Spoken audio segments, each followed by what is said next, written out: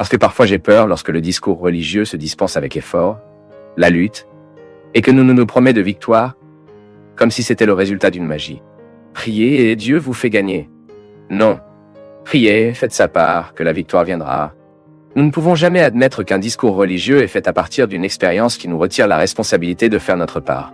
Et nous savons que parfois le discours est fait même avec la bonne volonté, mais cela ne correspond pas à la vérité humaine. C'est pourquoi le discours religieux doit toujours être équilibré entre le ciel et la terre. Et nous fait-il atteindre la victoire? Oui. Pour cela, il nous a fait. Mais nous devons supprimer cette victoire, souvent de ce contexte glamour. Cette victoire est en sueur, et gagnée avec un combat quotidien. Et il est bon que nous gardions toujours à l'esprit que toute l'action est de Dieu, ce qui nous précède. Dieu nous se préteste pour être bon pour que nous puissions aussi être bons. C'est tellement intéressant. Il est si radical cette position théologique que dans la théologie du sacrement de la pénitence, l'Église nous enseigne que même lorsque nous nous repentons, Dieu a agi en nous afin que nous puissions regretter. N'est-ce pas intéressant? Je ne peux regretter mon péché que si Dieu a visité mon cœur et a causé en moi ce sentiment d'insuffisance qui me fait reconnaître que ce que j'ai fait n'était pas bon. Alors même pour moi de le regretter, Dieu doit être dans mon cœur, de sorte que le repentir n'est pas seulement une œuvre humaine. Bien sûr, le regret passera par mes facultés mentales, je traiterai les informations, je vivrai l'inconfort pour ce que j'ai fait de mal, mais ce qui me motive à réfléchir à l'erreur et à le trouver et à le reconnaître l'action de Dieu sur moi. Je ne peux donc pas être bon parce que la bonté de Dieu a vu d'abord dans mon cœur. Je ne peux me permettre de faire un geste de gentillesse parce que j'ai d'abord visité la bonté de Dieu dans mon cœur. C'est pourquoi je dis que l'action de Dieu dans la vie humaine et la vie chrétienne, nous pouvons dire la vie chrétienne, c'est toujours la réponse à la grâce divine qui agit en nous. Mais si je ne réponds pas à cette grâce, il est probable que je passe ma vie à avoir l'occasion d'être bonne, et je ne le serai jamais, car mes efforts manquaient. Chaque fois, par exemple, que je décide de pardonner à quelqu'un, je suis déjà visité par la grâce de Dieu de décider de pardonner à quelqu'un. Mais nous savons que le processus de pardon sera ma lutte. Quand je devrais trouver cette personne avalée à grenouille, non? De cette chose désagréable qui nous donne souvent envie d'arriver et de dire déjà une désaffection et d'être déjà des disques avec cette personne, ce que nous avons parfois ce besoin. C'est incroyable de voir comment nous exerçons notre mal avec les gens, sans s'en rendre compte parfois. Vous pouvez observer que parfois vous êtes mauvais avec un autre sans réaliser que vous êtes. C'est un processus inconscient qui nous fait souvent emmener l'autre à Christ, comme nous commençons généralement à le dire, et à juger sur lui, à propos de cette personne, de tous nos maux, de toutes nos frustrations, de tous nos déséquilibres. C'est horrible ça. Mais ensuite, notre conscience arrive, et nous décidons que nous vivrons mieux, que nous n'avons pas le droit de crucifier nos péchés. Alors Dieu veut que je victorieux, Dieu veut que vous victorieux. Mais si nous n'assumons pas la responsabilité qui nous convient quotidiennement, il est probable que le désir de Dieu n'atteigne pas notre chair. Il ne se matérialise pas en nous. Il ne sert à rien. Dieu veut que je sois heureux, que vous êtes heureux. Dieu veut que nous vivions bien. Mais si nous ne faisons pas notre part dans cette histoire, nous ne pourrons jamais atteindre le résultat de ce que Dieu voulait pour nous. C'est le beau refrain de la chanson que je peux, de ma chère amie Selina Borges. Je vais poursuivre tout ce que Dieu a choisi pour moi. Je persisterai, et même dans les marques de cette douleur. Ce matin, nous avons entendu le témoignage de Patricia, dans le programme que nous avions ici à Canson Nova, pour aider le projet d'Em Almas à fermer la campagne ce mois-ci. Pourquoi Patricia a-t-elle surmonté la douleur de perdre une fille si tragiquement? Pourquoi Patricia n'a-t-il pas accepté le chemin facile de l'antidépresseur qui l'aliène? Parce qu'à ce moment-là, elle a été visitée par la puissance de Dieu, mais elle a décidé d'agir. En disant « Je ne prends pas le stupéfiant pour me faire oublier la mort de ma fille, qu'a-t-elle décidé de faire? Rouler les manches, pleurer la douleur tous les jours, et aller faire quelque chose pour ceux qui en avaient encore besoin. Organiser le deuil de manière chrétienne. Je ne dis pas que vous ne pouvez pas prendre votre médicament si c'est vraiment nécessaire. Ce que je dis, c'est que plusieurs fois, car nous ne voulons pas faire face à la douleur, parce que nous ne voulons pas faire face à la réalité, nous engourdissons dans cette illusion que le médicament pourra nous guérir. Non, mon peuple, ce n'est pas comme ça. Lorsque Dieu est présent dans nos cœurs, nous voyons la vie telle qu'elle est. Nous voyons les faits, les tragédies, les difficultés, et nous nous mettons face à tout cela. La douleur est humaine. La douleur est humaine et aussi absurde que possible. Nous pouvons le gérer. Comment réaliser la douleur? Pleurer dans la bonne façon, soutenu par les gens qui nous aiment, qui nous aident à faire face à ce moment de difficulté. Ce moment sombre et terrible. Comment organisons-nous le deuil? Il fait face quotidiennement, pleure la douleur de chaque jour. Nous ne permettons pas que la vie soit paralysée, mais que nous commençons progressivement à faire le mouvement naturel qui nous référera au contexte de l'harmonie. Pour que nous puissions harmoniser nos cœurs, parfois j'ai peur. Car ces jours-ci, nous entrons dans un état d'esprit où la souffrance ne peut pas faire partie de la vie. Comme si la souffrance était malheureuse, non? Nous pourrions bien souffrir et être heureux. Est-ce contradictoire? Mais la parole de Jésus nous enseigne que cette contradiction est qu'elle nous met dans le plomb de la vie. Il est possible d'être blessé par la vie, et pourtant nous sommes heureux. Comme? Ce n'est pas le bonheur que nous sommes souvent habitués à penser, le bonheur du sourire, le bonheur de la fête. Non? Mais cette satisfaction que vous vivez la bonne façon. Parce que finalement, mon peuple, si vous serrez le concept de bonheur, ce qui reste, vous savez que vous êtes qui vous devriez être, que vous vivez comme vous devriez vivre, que vous êtes en paix avec vous. C'est ce qui nous rend heureux. C'est ainsi que vous souffrez d'un processus de perte. J'ai suivi il y a quelque temps une fille qui avait besoin de quitter le lien maladif avec son petit ami. Ils étaient déjà arrivés à la conclusion que la datation ne faisait que blesser, qu'il ne se blesse que, et plus elle en essayait, plus elle s'est blessée. Et il vivant aussi un processus extrêmement nocif pour lui-même. Une relation qui n'avait plus d'amour. Il n'avait que de la dépendance. C'est triste. Et au moment où elle parle, père, mais il est si difficile de rester loin de lui, alors qu'il me fait tellement mal quand je brise avec lui, c'est si difficile, et je lui ai parlé que chaque jour qu'elle est décédée de lui, elle devrait se sentir heureuse d'avoir pu rompre avec le lien qui l'a détruite. Comment cette fille pourra-t-elle pouvoir surmonter cette pause?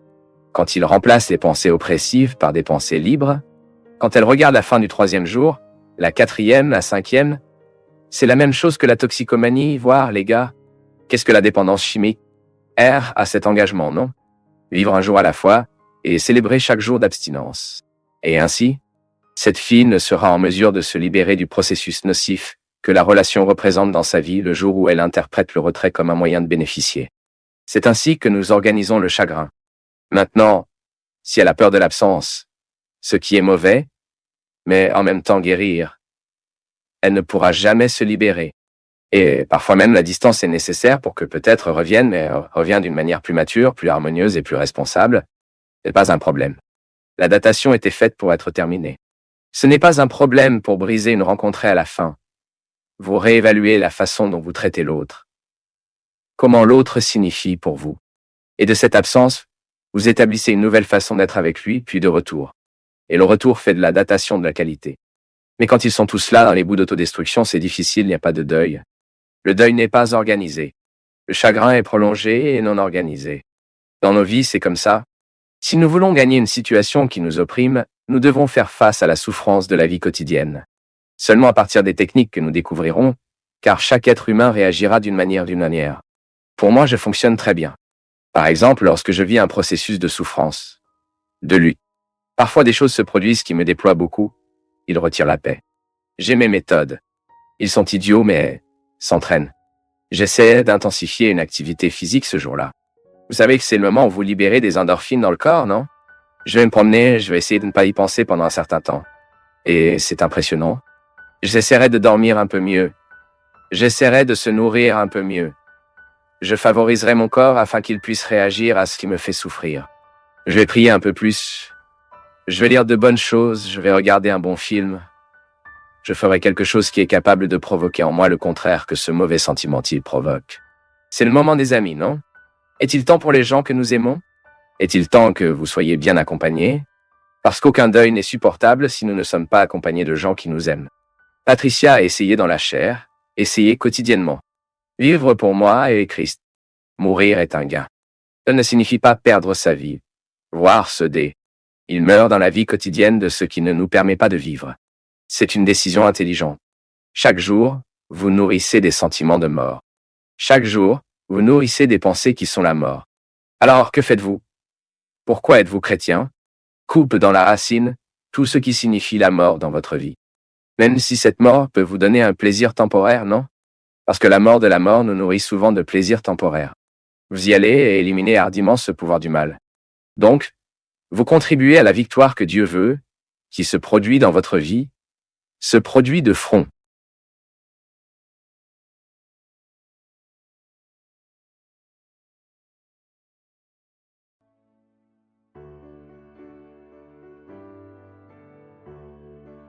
Ce qui m'émettait, ce n'est pas ce que j'ai déjà réalisé dans la vie.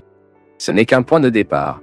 Ce que vous avez déjà réalisé dans votre vie à ce jour n'est qu'un point de départ. Ce qui vous fait bouger, c'est ce que vous n'avez pas, c'est ce qui vous est absent. Ce qui vous est absent. Ce qui vous manque. C'est ce qui vous fait vous réveiller tous les jours et courir après. Mais ce serait formidable si nous commencions à réaliser qu'un moment dans la vie vient où il ne suffit pas de courir après quel matériel est nécessaire pour courir après des rêves de réalité qui vont au-delà de la question parce que vous arriverez à une conclusion que cette voiture bonito ne suffit pas, que la belle maison ne suffit pas, que la belle maison ne suffit pas, que le merveilleux appartement ne suffit pas, que le merveilleux appartement ne suffit pas. Et là, dans le contexte des absences, criant pour la nécessité d'avoir une maison blanche, un balcon, une cour et une fenêtre juste pour voir le soleil, j'aurais aimé avoir dans ma vie simplement un lieu de brousse verte pour planter et récolter une maison de balcon blanc, une cour et une fenêtre, juste pour voir le soleil se lever. Le projet ici n'est pas une chose très grande. Ce qui lie cet être humain à la vie n'est qu'une maison blanche. Intéressant cette métaphore. C'est la signification d'une vie bien. Ici, dans le refrain de cette chanson, c'est le résultat d'une vie bien vécue. Une fois que j'ai rencontré toutes les difficultés de la strophe, j'ai le droit de trouver dans ce monde un endroit où je peux me sentir confortable. Hier, quand j'étais de retour de Campinedéal pour João Pessoa, pour que je prenne le vol, observant ces petites villes, ces petites maisons typiques de Paraíba, là-bas dans le nord-est, les arrière-pays, ces régions les plus simples du pays, toutes les petites maisons très colorées, mais cela vous donne envie d'entrer. Et pour rester, ce sont des spécialistes en confort. J'y pensais beaucoup. Mon Dieu, parfois nous voulons tant vivre. Et soudain une maison comme ça, avec toute cette couleur à l'extérieur, pleine de sentiments à l'intérieur, avec des gens qui s'aiment, et la vie est prête. Puis j'ai commencé à penser comme ça. Où dois-je me prévenir? Quelle réalité dans cette vie me met à l'aise? Où nous adaptons-nous? Quels sont les espaces qui nous accueillent vraiment nous blottir? Lorsque nous décorerons notre maison, aussi simple que cela soit, quelque chose d'autre que vous ne voulez pas. Mais pour créer un espace où vous vous sentez confortable. Le quatrième, ce peut être la plus belle pièce du monde. Si elle n'a pas le portrait de votre âme, vous ne vous en gênez pas. C'est pourquoi le bon architecte est celui qui sait lire l'âme du client. Bien sûr, il prend la balance, les excès du client, mais le met dans un endroit qui le blottit. Ma maison doit avoir les aspects de mon âme. Et je me suis demandé hier, où dois-je me prévenir? Ensuite, je me suis souvenu non seulement de structure physique, car la maison n'est pas seulement un groupe de murs. La maison, c'est aussi un sentiment. Moi, quand j'entre dans un endroit, je pense immédiatement que si cela me provoque quelque chose de bien ou quelque chose de mauvais. Les murs ont une âme, oui. Bien sûr, pas l'âme que j'ai l'habitude de traiter. En tant que prêtre, je lis avec l'âme tout le temps. Je parle de ce qui va au-delà de la matière, de ce qui transcende la réalité physique. Une maison est construite à partir de sentiments et de briques. La maison est également un sentiment. Quand je retourne chez moi et que c'est ce bon sentiment, quand j'ouvre la porte, quand j'entre et que je trouve ma réalité, ma chaleur, donc je comprends que la maison se sent. Notre vie spirituelle, mon peuple, est au service de la création de cette chaleur, car ce n'est que dans la chaleur que vous faites bien face à votre inconfortant. Si une personne n'est pas bien affectueuse, elle aura du mal à traiter les inconforts de l'âme. Parce que ces inconforts, ils existeront toujours. Il n'y a aucune possibilité d'avoir une personne humaine sans s'identifier en elle l'inconfort qui la fait rester en vie. Créez, supprimez de vous, cette illusion qui est ce que vous avez à vous soutenir. Ce que vous avez réalisé dans votre vie à ce jour, ce n'est que le point de départ. Ce qui l'émoure, c'est ce qui est encore absent. Parce que je dis que ce qui nous nourrit n'est pas ce que nous avons. Ce qui nous émeut n'est pas ce que nous avons. Car ce qui prend un être humain devant, le désir dans le sens le plus profond. Nous avons tous cet élan vital que, comme il est épuisé et n'est pas renouvelé par nous, aidé par la grâce de Dieu, nous sommes cousus avec la vie, Si nous ne renouvelons pas cela, nous sommes déprimés, nous perdons notre désir de vivre, manquant de sens, non? Regardez vos absences. Regardez ce que vous n'avez pas. Vous avez eu l'occasion d'en avoir autant dans votre vie. Vous avez peut-être déjà eu beaucoup de succès. Vous avez peut-être eu beaucoup d'argent. Vous avez peut-être déjà construit beaucoup de paroles. Osez regarder ce qui n'est pas matériel maintenant. Regardez autour de vous et voyez par vous-même. Réponds à cette question. Bien qu'ils soient en partie, même s'ils ne sont pas entiers, qu'est-ce qui vous blottit dans cette vie? Qu'est-ce qui vous fait avoir le sentiment d'être au bon endroit? Quel est l'endroit où votre âme repose tranquillement? Où vous pouvez gérer ce qui vous est absent et garder un sourire sur votre visage? Parce que c'est le grand projet, sachant que tout ce que nous avons déjà réalisé n'est presque rien de proche de ce dont nous avons encore besoin. L'amour jamais sera parfait, car c'est un geste inachevé. Autant que j'essaie avec mon attitude, avec ma posture, avec ma parole, j'aime ceux que j'aime, mon geste sera toujours imparfait. Mais c'est pourquoi c'est beau. Parce qu'il manque. Il y a quelque chose qui est toujours absent. Le mystère de Dieu dans nos vies est comme ça. Mon peuple, c'est nous de pouvoir regarder les tristes strophes, observer le cœur heureux et réaliser que ce qui fera vraiment n'est pas le moment où les réponses viendront, pas le moment où nous sommes satisfaits de la vie. Non. Ce qui nous accomplira, c'est cette insatisfaction éternelle qui nous maintient harmonieuse. Je vais bien. Je vais bien. Malgré toutes les difficultés, je vais bien, car je projette la construction d'une maison blanche où je peux me sentir confortable. Seuls les sages sont capables de cet exploit, car parfois nous comprenons tout, mais nous n'avons pas capturé l'enchantement de ce que vous avez compris. La vie de nous est la même chose. Tant de fois, vous ne comprenez pas ce qui se passe. Tant de fois, vous regardez votre cœur et c'est un groupe de sentiments contradictoires, des choses qui lui sont même inconnues. Mais pourquoi ne pas reconnaître cette beauté dans tout cela? C'est beau, c'est beau. Chaque processus humain est toujours magnifique. Même si nous avons des faiblesses, nous sommes exposés dans une indigence qui nous fait honte, et belle. La vie est toujours belle. Car il y a une absence. Vous ne pourrez jamais trouver un artiste satisfait de l'œuvre produite. Vous pouvez être satisfait de ce que l'artiste a produit, mais il n'est plus toi. Parce que s'il le satisfait à ce travail, ce qui le maintient, ce n'est pas ce qu'il a déjà réalisé à partir de ses possibilités. Ce qui le maintient en vie, ce qui le maintient l'artiste, c'est ce qu'il n'a pas encore pu réaliser de son processus créatif. Le geste est toujours inachevé. Cette expression de Saint Jean de la Croix, ce que je sais de Dieu, est les traces de son absence. N'est-ce pas beau? Écrivez-le, enregistrez dans votre cœur. Ce que je sais de Dieu, ce sont les pas de votre absence. Cela semble contradictoire. Ce que je sais de Dieu, c'est ce qui est absent de lui. C'est ce qui, dans l'intervalle entre ce que j'ai déjà connu et ce que je ne sais pas encore, et prévaut un mystère dans cet intervalle. C'est ce mystère qui m'amène à Dieu. Parce que si je me fonde sur ce que je sais déjà sur lui, je m'adapterai ici, où je suis. Je ne ferai pas un prochain programme. Non, en regardant tout ce qui est absent, tout ce qui me fait mal, je découvre mon élion avec la vie. Et dans cette sainte curiosité que je me positionne comme un homme de foi. Viktor Frankl, un psychothérapeute qui a écrit un beau travail sur le sens de la vie, il a dit cela, qu'un être humain, quand il perd le sens pour la vie, il cesse de se battre. Et il a connu sa thèse dans le camp de concentration. Avant d'écrire la thèse, il a vécu. Il a observé dans le camp de concentration nazi que des amis qui n'avaient pas de membres de la famille à revenir, qui savaient déjà qu'ils étaient morts, ils se sont rendus au processus d'esclavage sans aucun espoir. Et il ne le fait pas. Il voulait rester en vie, même sans savoir s'il y avait quelqu'un qui l'attendait. Que fait-il? Mettez une petite plante dans la fenêtre et fixez un lien avec lui. J'ai besoin de vivre pour que cette petite plante ne meure pas. Et donc il a créé la psychologie du sens de la vie, quand il dit que lorsque nous sommes connectés à une raison, nous ne mourrons pas. Ensuite, vous pourrez passer par toutes les carrières de la vie, tous les pyrambéras de la vie, toutes les pentes et les ascensions les plus difficiles, et vous ne serez pas découragé. Ce qui m'émoule, c'est la foi. C'est le territoire dans lequel je mets mon pied, et Dieu met mystérieusement le sol. Je n'ai pas de terrain pour marcher, j'ai juste le pied pour y mettre. Et c'est mystérieusement que Dieu met un sol sur mes pieds. C'est la foi. Lorsque vous, au moment de votre douleur, lorsque la vie était lourde et que vous ne pouviez pas marcher seul, vous osez mettre votre pied. Dieu a mis le sol. C'est la foi. C'est l'occasion que nous avons de vivre audace, parce que c'est audacieux, mon peuple, et non une audace religieuse, voyez-vous?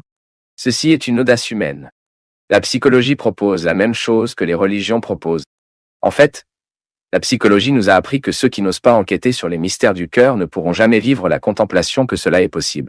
C'est à ce moment-là que je me contemple, et je deviens extatique dans ce que je trouve. Je ne comprends presque rien, mais je suis ravi. Et c'est le défi. Vous regardez ce qui vous est absent. Ce que vous n'avez pas encore et ne réalisez pas dans cette frustration. Comme l'a dit Saint Jean, ce que nous savons de Dieu, ce sont les traces de son absence. C'est ce qui est absent aujourd'hui, que vous n'avez pas encore. Ce qui vous donne envie de vous réveiller demain et de continuer ce Noël qui n'a jamais de fin.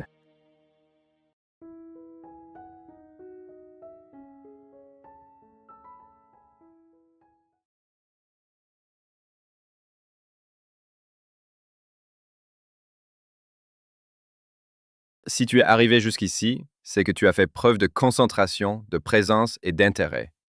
Cela te distingue déjà de beaucoup. Et si tu laissais un commentaire pour dire ce qui t'a le plus marqué, profites-en aussi pour regarder les liens dans la description. Il y a plus de contenu créé avec le même soin pour toi. Merci, une grande accolade et à bientôt.